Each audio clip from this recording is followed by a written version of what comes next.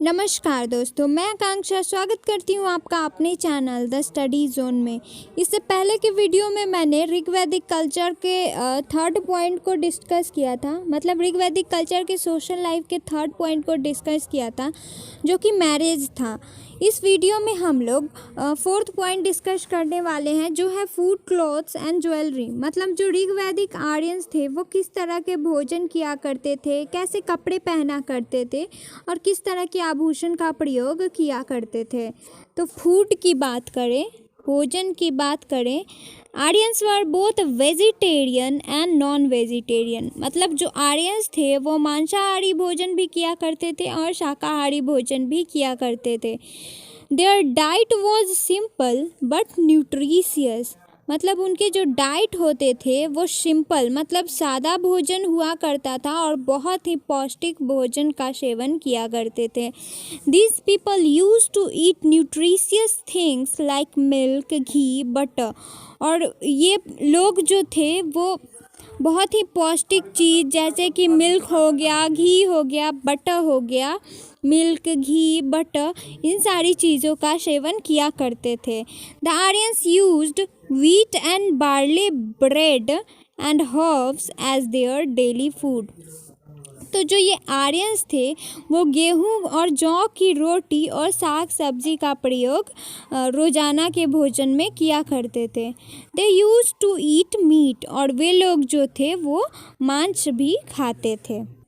Drinks, अगर drinks की बात करें तो सोम एंड सूरा वर देयर फेवरेट बेवरेजेस। यहाँ हिज नहीं होगा, यहाँ देयर होगा। सोम एंड सूरा जो था उनका सबसे प्रिय पेय पदार्थ था। मतलब सोम और सूरा जो था वो लोग पीना बहुत पसंद करते थे। अब ये सोम क्या था? Soma was a high form of infusion which was used only on the occasion of yajna etcetera. और सोम जो था वो एक ऊंचे प्रकार का पेय पदार्थ था, पीने की चीज़ थी।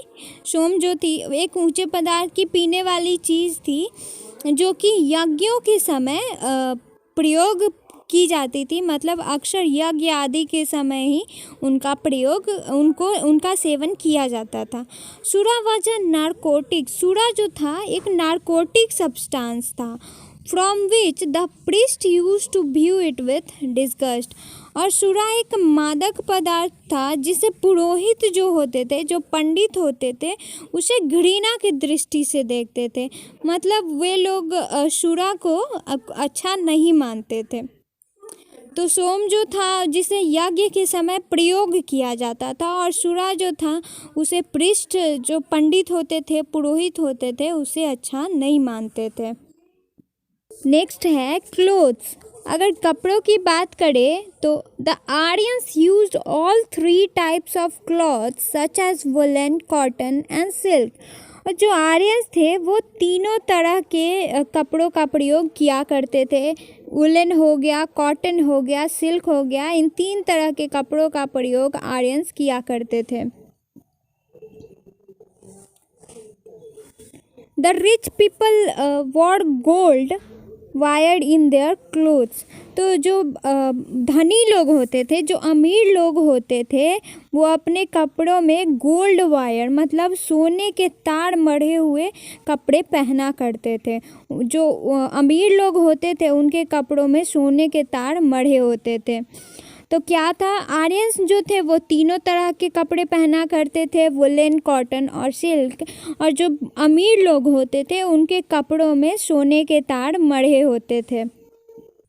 अगर ज्वेलरी की बात करें, both men and women use to use jewellery. मतलब दोनों, मेन और वुमेन, नारी हो या फिर नर हो, यानी कि औरत हो या फिर मर्द, दोनों लोग ज्वेलरी के शौकीन थे। दोनों लोग आभूषण का प्रयोग किया करते थे।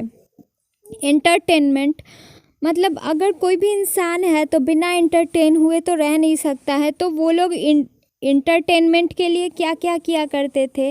The life of Aryans was full of entertainment. कहा जाता है कि जो आर्यंस की का जो जीवन था वो इंटरटेनमेंट से भरा पड़ा था, मतलब उनके जीवन में बहुत ही इंजॉयमेंट था।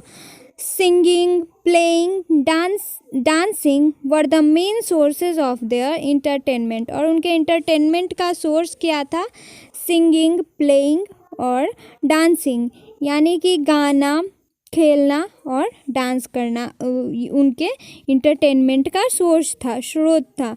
They use to dance essentially on the occasion of festivals. और वे लोग अक्सर पर्वों के टाइम पे बहुत ही मंत्रमुग्ध होकर डांस किया करते थे, मतलब essentially on the occasion of festival. तो वे लोग कोई भी पर्व हो गया या फिर कोई उत्सव हो गया, उस समय बहुत डांस किया करते थे। फ्लूट, वीणा, ढोल वर देयर फेवरेट इंस्ट्रूमेंट्स। और उनके जो म्यूज़िकल इंस्ट्रूमेंट थे, जो सबसे फेवरेट थे, वो थे फ्लूट, वीणा और ढोल। It seems that each village has had a public building where people used to gather for fun. हर गांव में एक पब्लिक बिल्डिंग था, ठीक है, एक सार्वजनिक भवन था।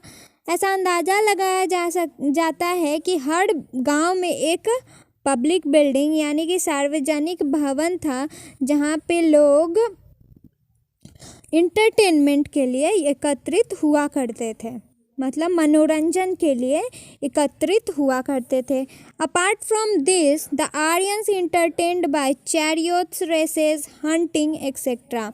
और इसके अलावा जो आर्यंस थे वो रथ दौड़, आखेट आदि द्वारा अपना मनोरंजन किया करते थे।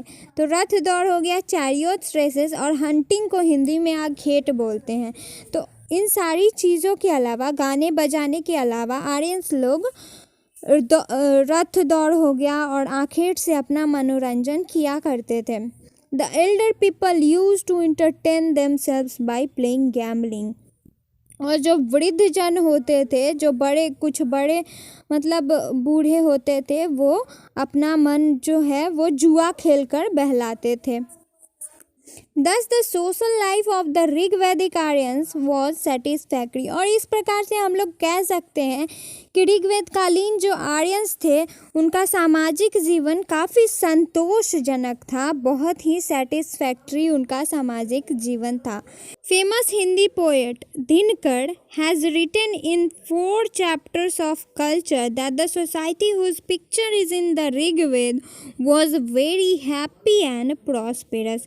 हिंदी के प्रसिद्ध कवि दिनकर ने संस्कृति के 4 अध्याय यानी कि 4 चैप्टर्स ऑफ कल्चर में लिखा है कि ऋग्वेद में जिस समाज का चित्र है वह बहुत ही सुखी और समृद्ध संसार है, मतलब बहुत ही सुखी और संपन्न समाज है। Nowhere is there any indication that even the people of that society were dissatisfied at all।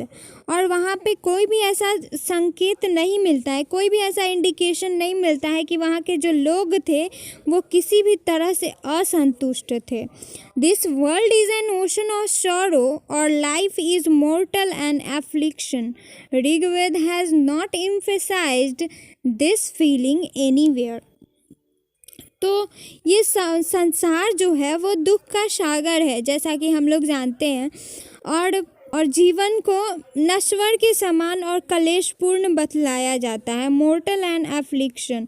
तो जीवन को जो है वो नश्वर कहा जाता है। इस भावना का किसी भी तरह से ऋग्वेद में कोई भी इंडिकेशन नहीं मिलता है। वहाँ पे सभी लोग बहुत खुश थे। Thus the social life of the Rigvedic Aryans was cordial। There were rules governing social conduct rules governing social conduct and Aryans followed them well. यहाँ आर्यंस होगा, आर्यंस फॉलोड देम वेल। और इस प्रकार ऋग्वैदिक आर्यों का जो सामाजिक जीवन था वो बहुत ही सौहार्दपूर्ण था, बहुत ही खुशी भरा था। सामाजिक आचरण को नियंत्रित करने के लिए नियम बनाए गए थे और आर्यंस उनका पालन बहुत ही अच्छी तरह से किया करते थे। इस वीडियो में बस इतना ही। अगर आपको ये वीडियो अच्छा लगा तो लाइक करें, और अगर अभी तक आपने मेरे चैनल को सब्सक्राइब नहीं किया है तो प्लीज़ सब्सक्राइब करें। और साथ ही साथ ये भी बता दें कि इससे पहले मैं जैसे पढ़ा रही थी वैसे पढ़ाऊँ, या फिर जो मैंने अभी अप्लाई किया है उस तरह से पढ़ाऊँ। आपको जो अच्छा लगा आप कमेंट करके बताओ, मैं ट्राई करूँगी कि उसी तरह से पढ़ाया करूँ। जय हिंद, जय भारत।